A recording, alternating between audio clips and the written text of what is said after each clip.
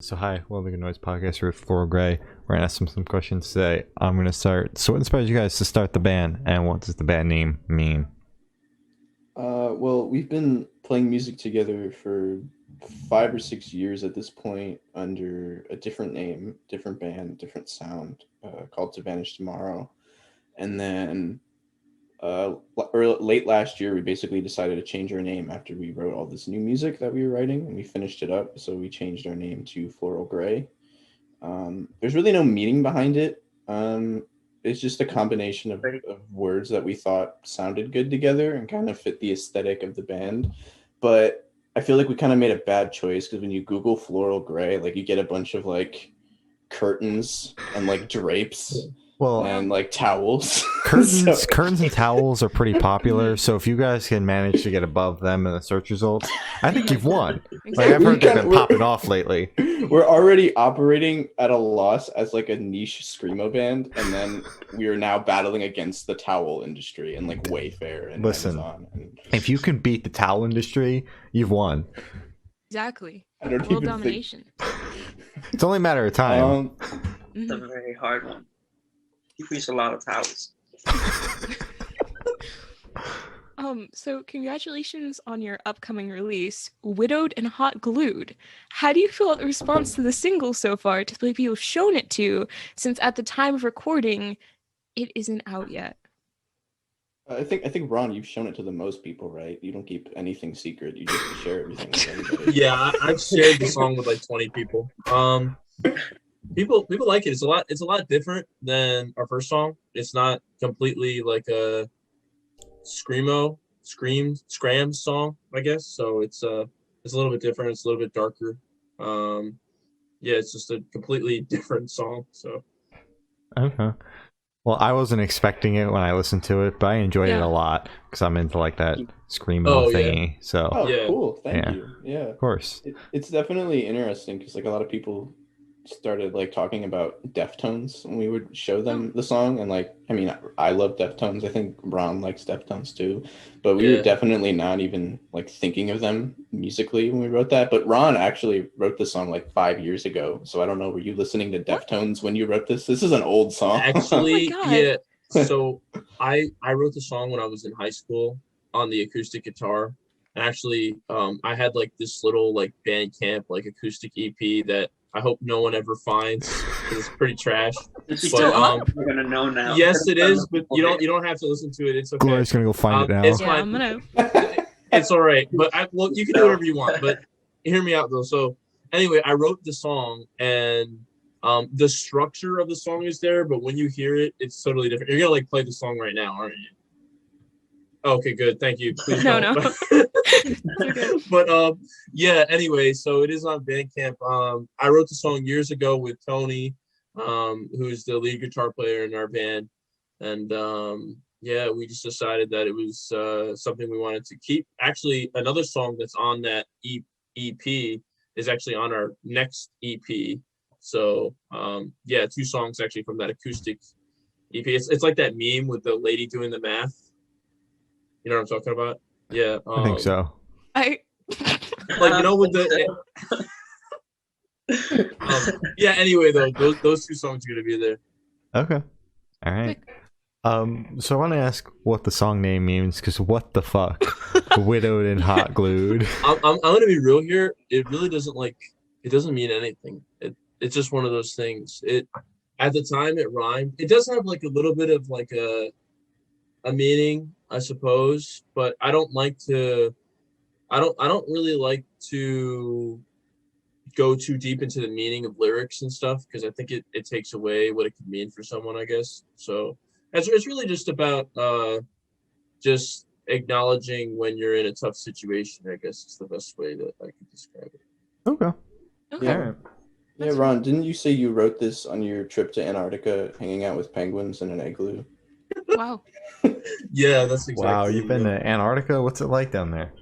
It was dark. It's still here. Yeah. Wow. All right. Wonderful. I was actually watching a documentary about Antarctica the other day with penguins and shit. It was great. Polar bears. Cool.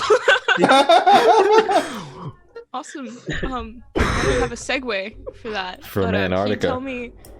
Can you tell me about your writing process for this single? I know you said it's like 5 years old, but if you can remember, that'd be cool. Or how you took it to like a full band song because you said you wrote it for your It was acoustic EP. Yeah. Yeah. Thank you, Shane. So I was actually pressing for this song to be like a song for years with our band, and I didn't really want to do it until like 2 years ago. I know that 2 years ago sounds like a long time, but considering we've been a thing for like 6 years now, it took a lot of fighting and stuff. Yeah.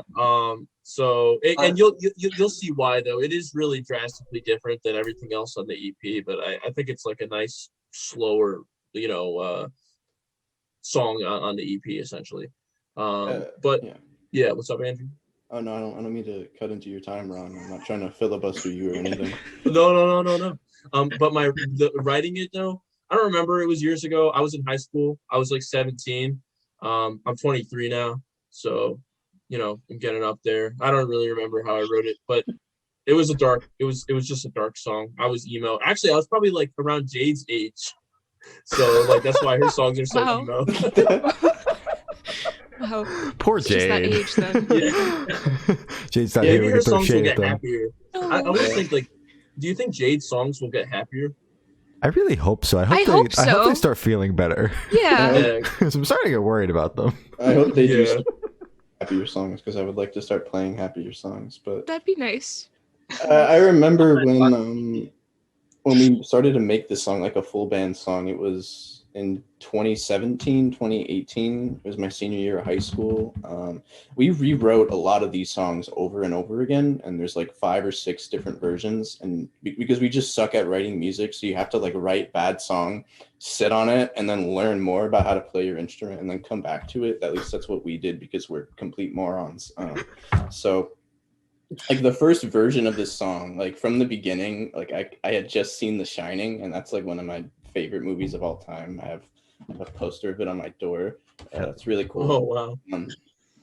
But I remember like I really wanted to like make a song that kind of sounded like that movie, if that makes sense. I mean, the soundtrack for that movie is great, but it's like a really slow burner, kind of like a psychological thriller. This sounds really pretentious, but like it's just the whole idea of like building something up super slow, and then like right when it hits you, like you don't even see it coming. So that's kind of what we wanted to do with this one. And especially toward the end of it, like we finished it last year. I'm sorry, we finished it in 2019.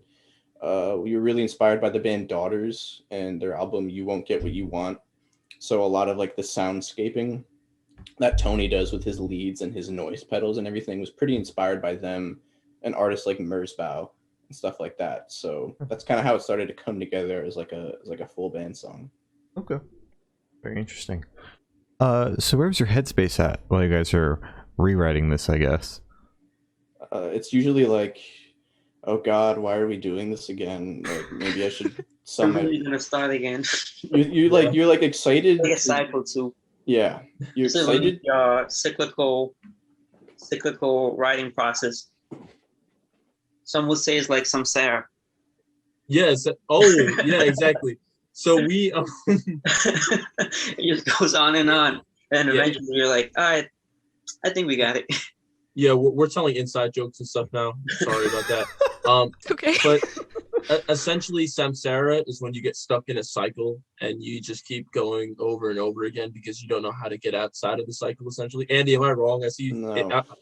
It was wrong. It's we don't know much about it. I forget which religion or culture it belongs to, so please take everything we say with a grain of salt because we're not experts on this at all. But it's basically the cycle of life and death to which the material world is bound, and we just kind of came across it while we were looking at like concepts like 4 years ago for like an album that never came out, which I guess is this album that we're putting out. Oh, nice. But it's just again like it's just like a cycle. So like when we were writing and rewriting all this material, like you finish the first draft or the second or the third or the fourth or the fifth or the sixth or the seventh or the eighth or the ninth or the 10th. And you're really excited each of those times because you think you've got it and you're listening to it like right after you're done and you're Oh, this is the one. Yeah. And then a week later, you're just like, oh God, this is terrible. We have to start from scratch all over again. Ouch. I mean, at least at the beginning it was because we were really like Tony and I were both really hard on ourselves about the songwriting and about how everything was coming together and sounding. Like we sort of had this vision in our head of what we wanted everything to sound like, and we knew what we wanted to feel when we listened to our demos, and we weren't getting that. We sort of had this philosophy where it's like, if you could listen to it 6 months after it's finished and still really dig it, then it's pretty much done. So until we were able to do that, literally a song wasn't finished. And it started out as like, you know, kind of hasty, you know, we were pretty impatient, but then we sort of embraced it as it went on. And as we matured as people and musicians, because we started this album when we were teenagers and now we're like in our 20s and we were finishing it up. We sort of knew what we wanted, and the writing became easier. Like there's songs on this record that we started writing within the same year that we finished them, which is great for us. Yeah. And we only had to write 1 or 2 versions, and the writing became faster. So especially now with like new stuff that we're writing that's not even coming out this year. It's coming out on like a 3rd or 4th EP. We're definitely not going to do that again because we kind of learned how to write a song from doing it over and over again. Oh wow. Yeah. That's a process. Yeah.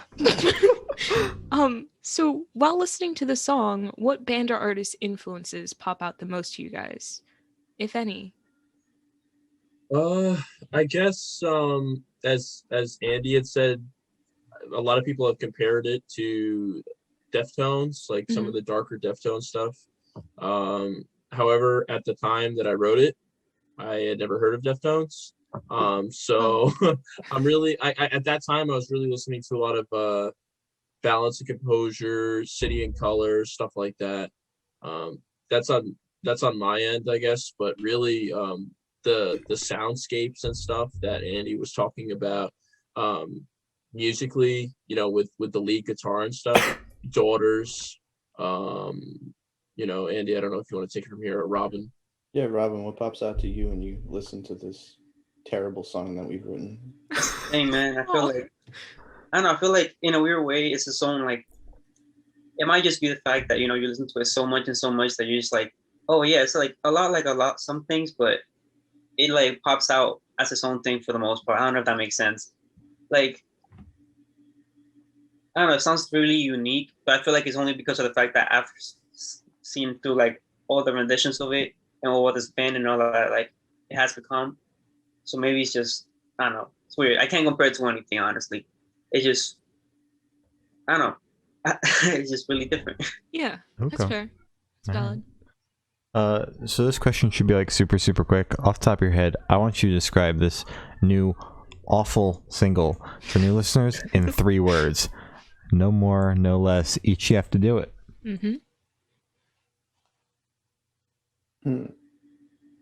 You're like, this should be really quick, and we're like, yeah, everybody went quiet. This is why our songs take so long to come out. It's like I think I have one. It's like a dreary, sad lullaby. It's like the best way to show. And a matter of fact, I actually say dreary in the song. That's like one word of the lyrics. So like it kind of matches. Yeah. All right. Good one. I'd say awful. Oh. Rob. But like in a great way, you know what I mean? Like very different and what'll be the last word? Like unsuspected.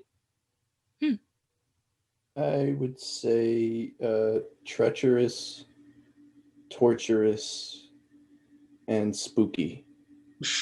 Okay. Wow. All right. You guys aren't the kindest to your music. Yeah. No, I mean that's just the humor. I'm sorry, like that's just the humor we kind of have about ourselves. No, I get Okay, it. that's Yeah, fair. I know you guys are joking. I'm trying to make a joke about the joke. Good try, Shane. Fell flat. God damn it.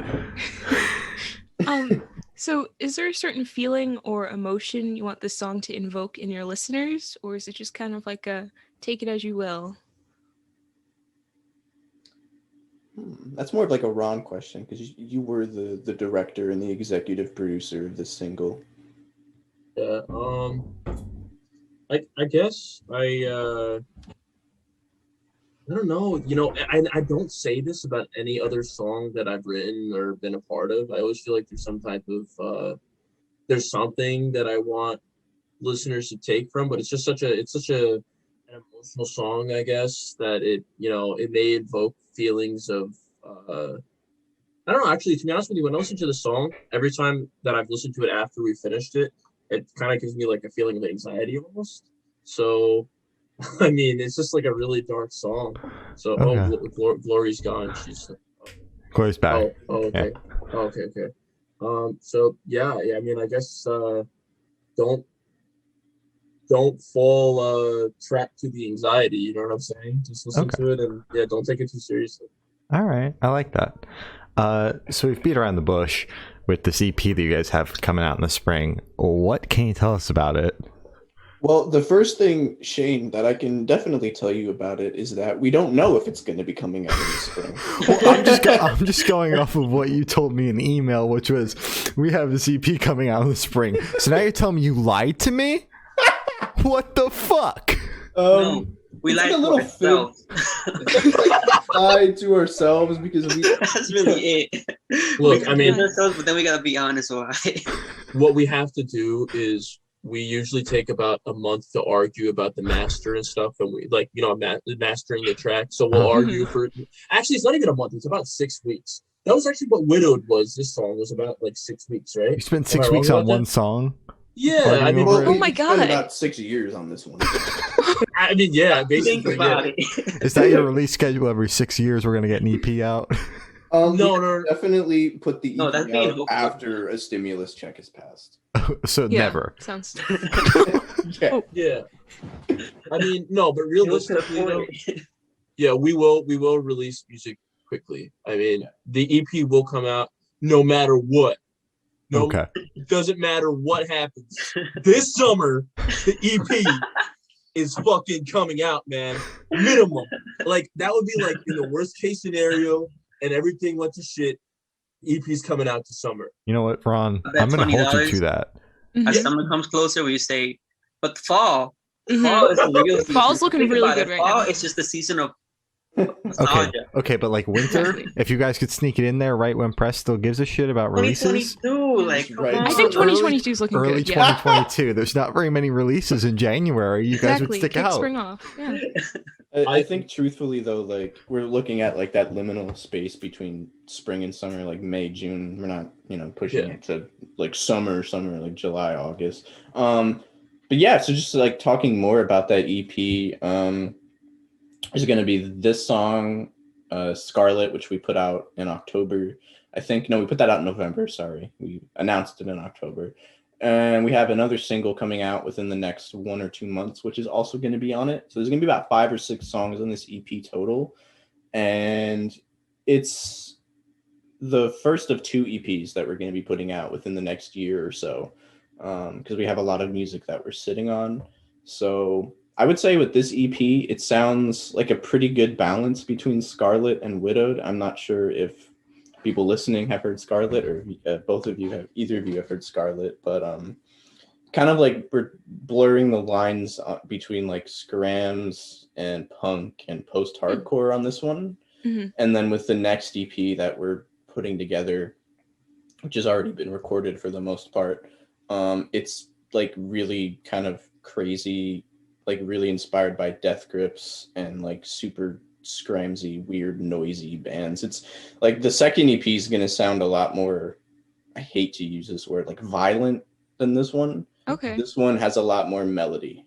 So that's the way I like to think about it is that the first EP reels you in and the second one hits you out. Or the first EP pushes you away and the second EP, and the second one is just like run and never look back. You're like, no more Floral Grey for me. All right. Well, looking forward to that, I think. Question mark? Maybe that first EP. I don't know about that second one. Yeah. So where do you guys see the band in the next 5 years? We'll be working on our third EP probably. Oh God. No, realistically, I think we'll be playing at Rock in Rio in Brazil. Solid. No. Actually, I'll give you a real answer now. Hopefully, realistically, 5 years from now, I would imagine that we would have at a minimum our second LP out. We don't. We aren't going to break up or something. We all know that because we've been Okay. together for 6 years now. We joke around Like a about it, marriage but where you just know you won't get divorced, but you'll miss each other too much. exactly, Yeah. It's yeah. adorable. I mean, we're all homies with each other. You know, so yeah, realistically, 2 LPs out, I guess, in a few years, and a lot of that stuff has been written. Our lead guitar player Tony. This was the exception that I wrote this song and a song on the next EP. Tony writes the idea for the majority of the songs, and he already has, at least from what he told me, like basically an LP's worth of ideas, songs already for not even the next EP, but for the after that. So Yeah, we've been writing songs for the 3rd release. We don't know if that's going to be an EP or an album yet, but that'll definitely be out next year or mid 2023. And we'll probably have like a 2nd or 3rd LP out in like 5 years, hopefully. I think our workflow has definitely gotten better, like It definitely has. because we kind of we really learned a lot from writing these 2 EPs that we're putting together, because I mean, like I said, we spent a lot of time on it. Like I know we joke about it. I'm sorry if that kind of like threw you guys off, but like No, it's okay. No. we joke about it that it was like this terrible, like torturous time, but like we really like learned a lot about ourselves as musicians and people, and like learning how to critique your own demos, and because you really like think like a producer in that mindset. Like you're not thinking like a musician when you're listening back to a demo trying to perfect it from like a songwriting standpoint. You're thinking like a producer like Rick Rubin or Kenny Beats or something. Like you're really thinking about just details other than the scale that you're playing or something like that. So All right. Wow. So I have the honor of asking the last couple questions. Every single person we've spoken to. Sorry, Glory, I'm just Well, spewing shit. Oh my god, Out of my brain. you skipped to the last question and then you went Yeah. back. It's okay. It's okay. So, I have the honor of asking. No, Okay, fuck. you're- God damn it. Okay, Third so time's for the the last charm. couple questions, we're actually going to shift away from music, if that's okay with you guys. of course, yeah. Sick. So we're going to go straight to Death Row. So, if you're on death row, what would your last meal be with a drink? There you go. Thank you, Glory. You're welcome. oh no, I'm thinking. Is there a drink restriction? No. No. Yeah, whatever you want, bro. Whatever you would like to drink. Can I get more than one drink? No. Oh, I was going to say yeah. No. No. Wait, what drink? Any drink? No, I meant, what did Robin say? Oh. No. One drink or 2 drinks. Oh, No. and For me, I think I would definitely have a San Pellegrino sparkling water. Oh, taste. Yep. Yes, So of course. In a glass with ice. In a Oh, glass. wow. Fancy. You have to have it in a glass with ice, otherwise you're not gonna get the palate for it. All right, you have Okay. to have it in a glass. Okay. Um, Okay. so whenever our previous band, To Vanish Tomorrow, would have a shitty show, we would go get milkshakes from Sonic's. So I would get like a giant vanilla milkshake. Okay. Robin, what's your drink? And then we'll go to food. I guess. For drink, I would definitely have to do a probably Macallan triple cask on ice. Actually, I don't even know what that is, but that sounds Yeah. good. that's Is that liquor? yes. Oh. Okay. The 15-year one too. So it's like Oh. nice and smooth. This is the last thing I'm gonna drink. I'm gonna drink it slow too. Mm. All right. Oh, and then to Probably eat, go, like, right? A big Mhm. juicy, those really expensive like rare cuts Yeah. or meats or like steak. One of those, just like right in the middle. But like really big ones too, so I could take my time with it. Exactly. Yeah. Is that why It's you like the wanted last 2 thing I want to drinks? see so savory. The 2 drinks because the meat is so You know tender. what I'm saying? It's gonna be like I'm gonna need a lot Mhm. to go through with it. Ron, what would your item of food be, or item? What's your I'm a big- entree? I'm a big fiend for sushi. Yep. Yeah. So I guess I would have some sushi in the end. You know what I'm saying? I would. I can see that. Yeah, Ron having sushi on death row.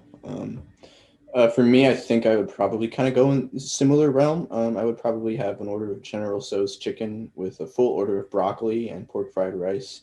That would be amazing, and I would love to go out after eating that. All right. Sounds great. Solid. Yeah. So if you could live in one fictional world for a week, where would you live?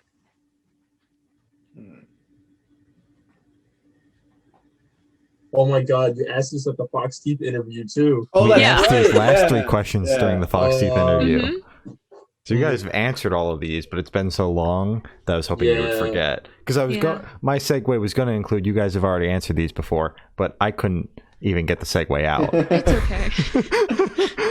Whenever me and Andy don't know what to say, Jada usually answers since he's not here right now. So Yeah, they're not here. I think I So. got it. Mhm. So I will put myself in the Matrix, but I'll make it so that the last day I'm there, I get unplugged, and then I come back. Ooh. Wait, I have a Ooh. question. Are we gonna just officially say that the Matrix is a fictional place? Because I have a feeling like it could, could possibly exist. I feel like I just want It's- to do it because then at that point I'll just like, I don't know, like, is it real anymore? Anything? Will I get disconnected again? What's Yeah, that? yeah. Oh, wow. What say you, Andy? Say me. I don't know what say me. I think fictional. I would probably, I would like to live in a world where Spider-Man exists. I that would definitely be really cool. Any Spider-Man, Tobey Maguire Spider-Man, Miles Morales Spider-Man, Mhm. Andrew Gar. Well, no, screw the Andrew Garfield. I Thank want nothing you. to do Okay. with that. Yeah, there we go. I got Yeah, scared. have I was nothing- like, no. Yeah, definitely but I want to be able to like grab onto his feet while he slings around New York City, like just hang on like by his ankle or something. Okay. Oh, Just go along for the Okay. ride. just like Alright. flail my arms like in the wind. I feel Oh, like wait, but how would you hold on to his feet then? I can flail my arm. Oh, you're And then when, okay. that one One gets arm. tired, Okay. I can switch. Okay, that's fair. Okay. I hope we make it. Ron, Oh. what would your fictional world be? I think this is actually such an easy question thinking about it. It would obviously be Star Wars. Okay. Like, Oh yeah. Yeah, I mean, really, like, it would just be so, I don't know, dude. I if you were to come into my house, right, which I don't know if any of you ever will, but anyway, long story short, you would see Star Wars, like, paraphernalia everywhere, dude. Like, I have posters. I have a million Star Wars Legos. I actually have the Millennium Falcon downstairs. So it would just be so cool. And then Chewie, like, you know what I mean? Like, if I had, like, Chewbacca with me, he'd be like, "Rah!" Yeah, it's exactly what It, you'd be it like. actually reminds me of a story. I remember this one time Ron showed up to practice with what he thought was his base case, but he took out a lightsaber. Oh, So confused. And You he know had what to the funny go thing back is? That home. that sounds like it could actually happen. Because there's been times where I just, like, don't bring shit to practice and stuff like that. Listen, you don't need that shit anyway. Music, it's not important. Rob pulled out that lightsaber. I keep that thing on me. So I'm not going to fuck up this segue. I have the honor of asking the last question. Every single person we've spoken to has said the most important question. What's your favorite color?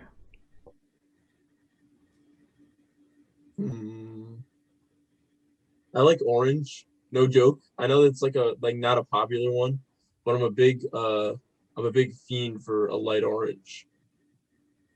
taste. I like the colors yellow and pink. Yellow, best color. Yellow So is true. a superior color, Mhm. especially for a drum set. Oh, so. Ooh, yeah. I hate to be that guy, but me is black.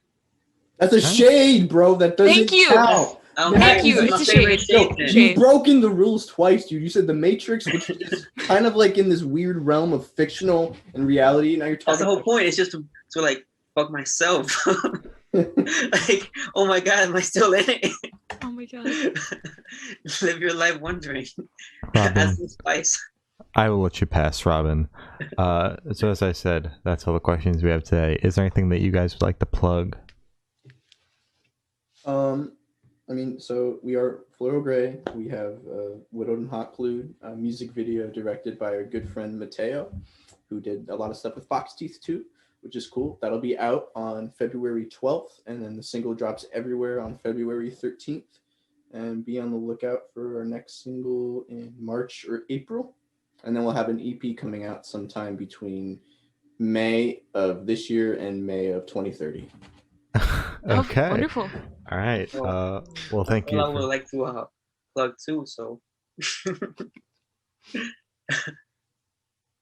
What? You put everything.